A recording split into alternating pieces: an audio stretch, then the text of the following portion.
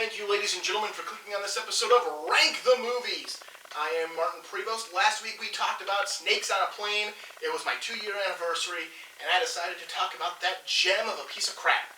This week I'm talking about another piece of crap, but it's a piece of crap I like. We're talking about Eddie Murphy's The Adventures of Pluto Nash. Now, I did kind of touch on this movie when I did my top 10 favorite Eddie Murphy movies. There was a time in my life when I was a kid that Eddie Murphy was my favorite actor. Back when I was in middle school and the beginning of high school, Eddie Murphy was my favorite actor of all time. I still really like him. I still think he does a lot of good work. But that mantle of favorite actor has now moved on to the likes of John Cusack and Bruce Willis. I could do an entire video on how I figured this one out, but it moves on to them. And Bill Murray, oddly enough, is also in that illustrious group. Again, I might do a video on that later as to how my math of that. But anyways, Eddie Murphy was one of my favorite, and he still is. Like I said, I still really love most of his movies. I still will go check something out because it stars Eddie Murphy, because I genuinely like him as an actor. The Adventures of Pluto Nash was no different. When it came out, I wanted to go see it. This was 2002, and I had the ability. My father would take me to go see movies every other weekend because that's when he had custody of me, and this happened to have opened on one of those weekends. So it was the Friday night. I'm like, Dad, we got to go see Pluto Nash. I want to go see Pluto Nash. So I went opening night that Friday. I went that Friday, opening night. Me, my dad, my stepmom, and some of my step-siblings. I drugged them along to go see this. And we went and saw The Adventures of Pluto Nash. This is also the same group I took to go see Halloween Resurrection. There's a reason they stopped going to see movies with me after those two interesting pieces of film. And then it just became me being dropped off at the theater, or my dad just going with me. Anyways, The Adventures of Pluto Nash was one of those movies that I went and saw it, and nobody had said it was a bad movie at this point. Nobody had told me that it was shelved for 2 years, and that it had to go through extensive reshoots to turn it into a movie. Nobody told me that it was going to lose like $90 million in its weekend. Hold up, I'm gonna keep talking, but I want to look up these numbers because I just read them earlier today, and I thought it was an amazing. I thought it was amazing, like the actual numbers that this movie did. Seriously? Seriously, I must have misspelled. There we go. But anyways, so this was one I wanted to go see. And I didn't know that much about it other than it was Eddie Murphy in a space comedy. Alright, here we go. This is the movie that made the largest financial loss of any movie to date.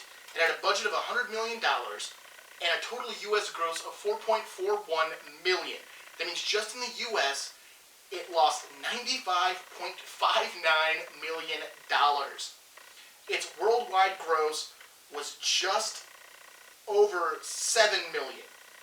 So the total loss was just under $93 million.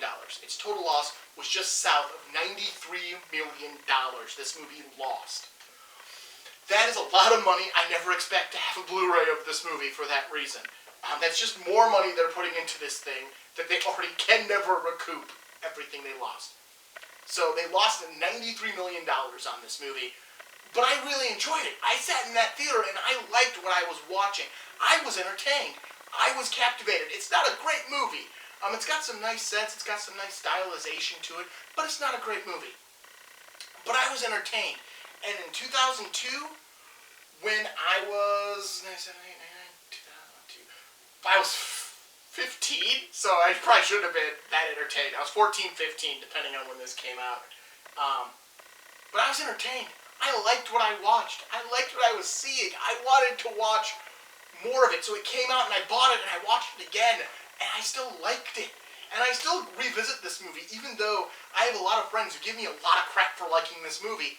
I still go back and revisit it over and over again because I still like this movie. I like The Adventures of Pluto Nash. I think it is a far better movie than people give it credit for. Do I think it's a great movie? No. Do I think it's a dumb, entertaining movie?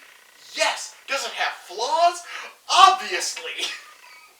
You don't lose $93 million if you don't have flaws. I'm just gonna say it.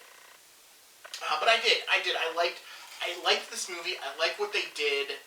And I still like this movie. I watched it the other day to prep for this review, so I'd be going into it with the freshest mind I could about talking about this movie and what works and what doesn't work.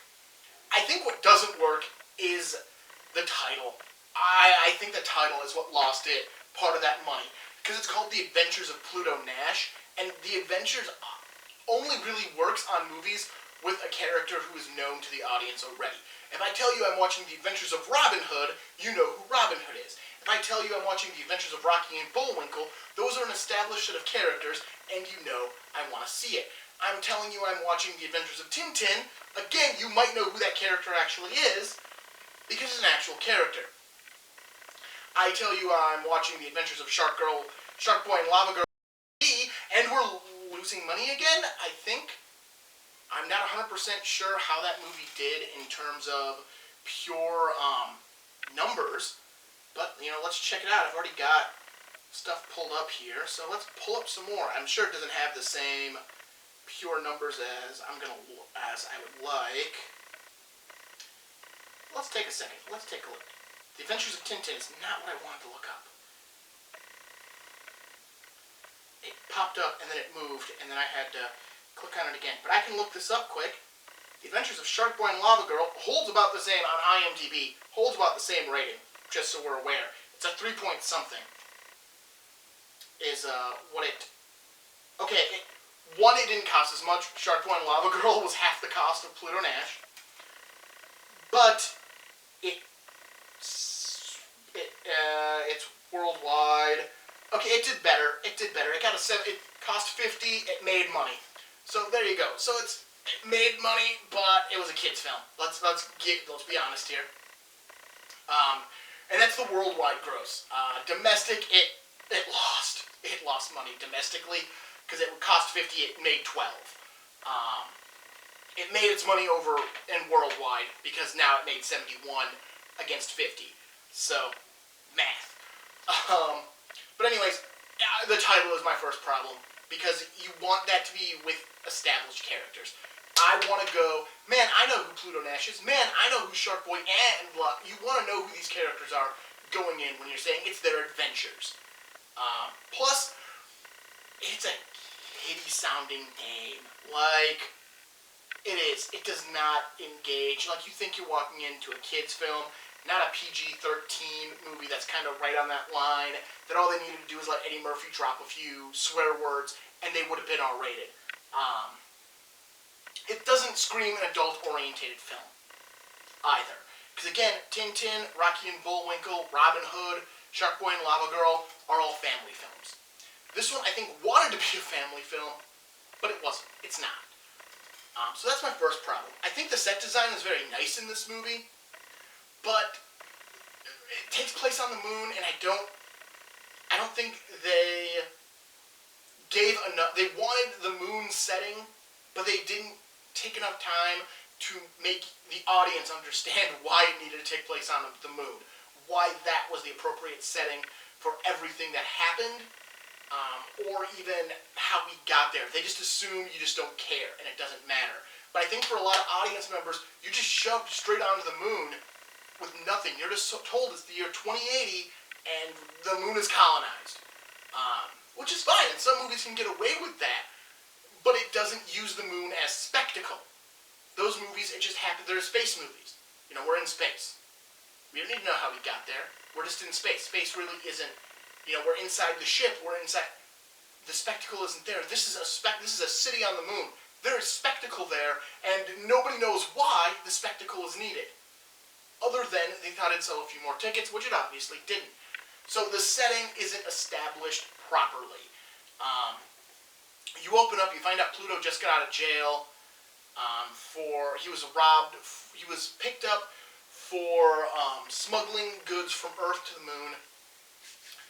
He went to jail for a little while. He is out. He is at a club in Little America, ran by one of his friends, played by Jay Moore.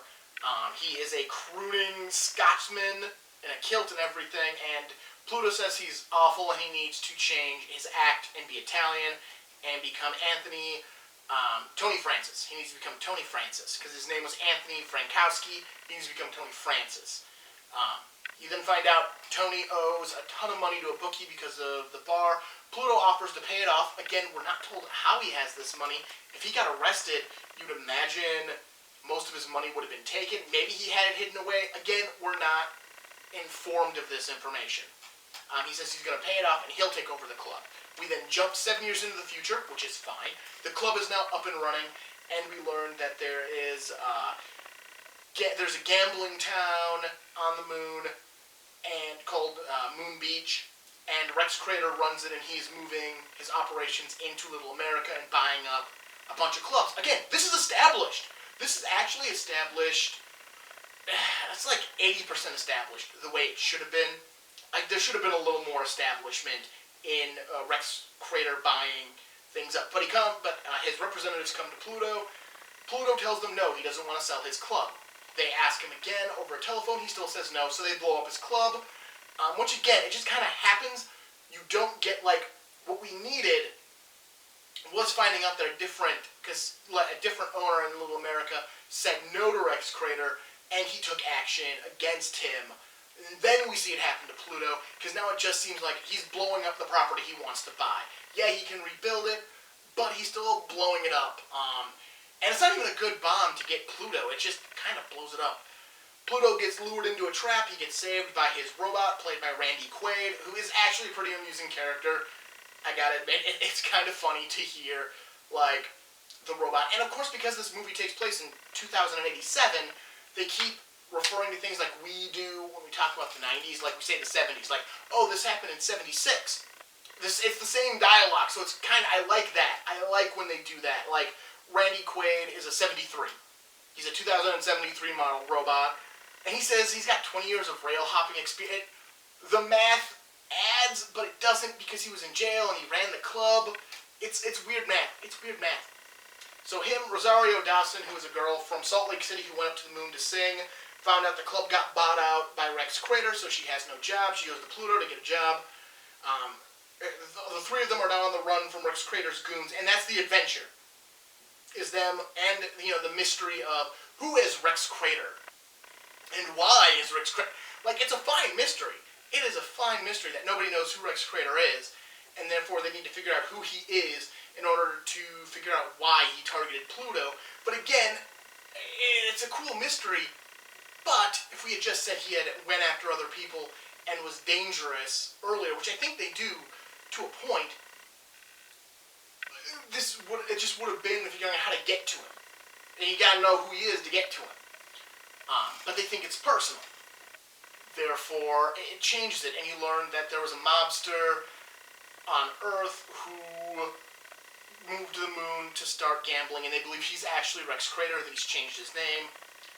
And so they decide to go to Moon Beach to confront him after they're attacked again. There's another action scene with the goons from Moon Beach trying to kill him. They arrive at Moon Beach, and there's actually a pretty decent scene. I think the comic time is a little off on it, but it could have been a really great scene between Jay Moore and Eddie Murphy, where he's explaining to him how to break into Rex Crater's penthouse using the elevator, and then it just happens the elevator goes down, and they just knock them both out. And then you don't see Jay Moore anymore until the very end of this movie, which is weird, because they knock them both out.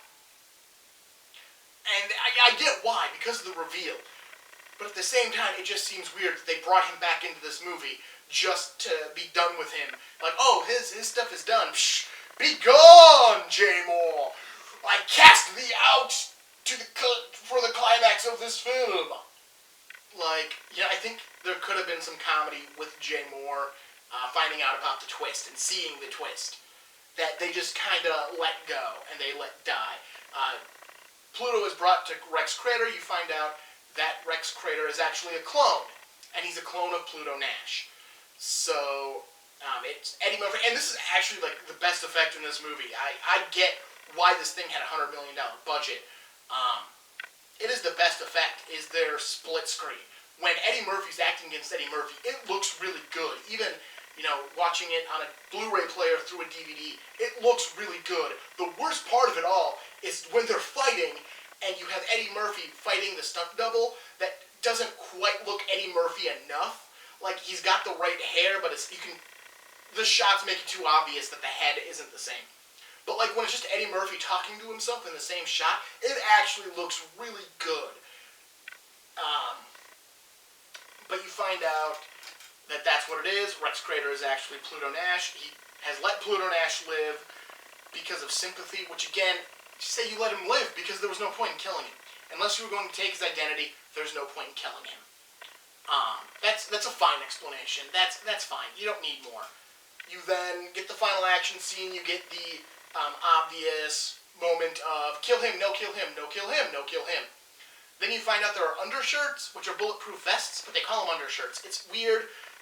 Again, it's lingo, but at this point they really haven't used any future lingo in this movie.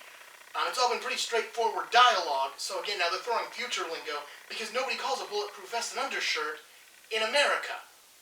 Like, maybe in another country, but not in America. So it sounds like future lingo. And again, they don't use future lingo. It's all very straightforward lingo. Don't throw this out. And of course, Rex Crater is also wearing an undershirt because he's Pluto Nash's clone. And it's Pluto Nash's rule to always wear an undershirt.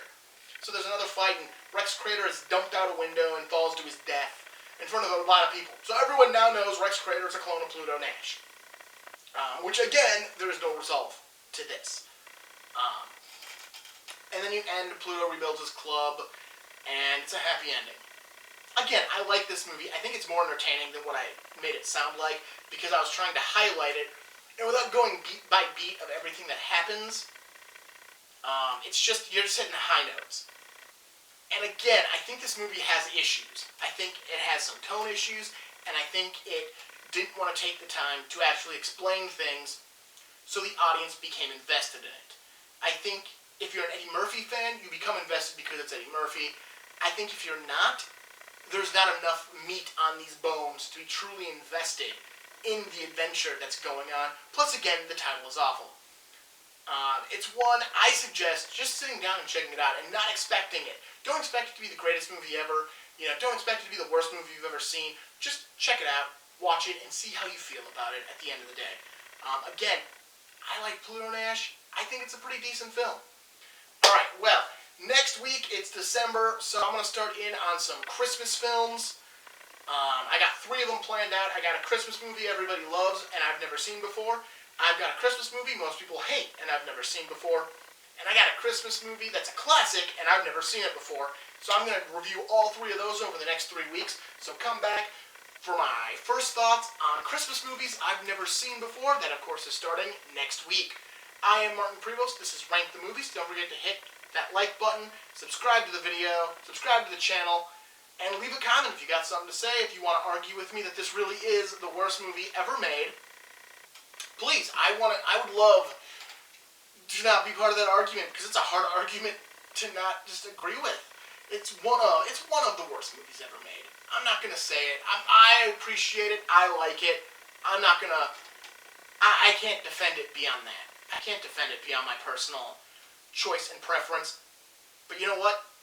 Objectively, it probably deserves what it gets for being one of the worst movies ever. Again, I am Martin Prevost. This is Rank the Movies. Thank you for clicking on this video, and I will see you next week. Have a good one.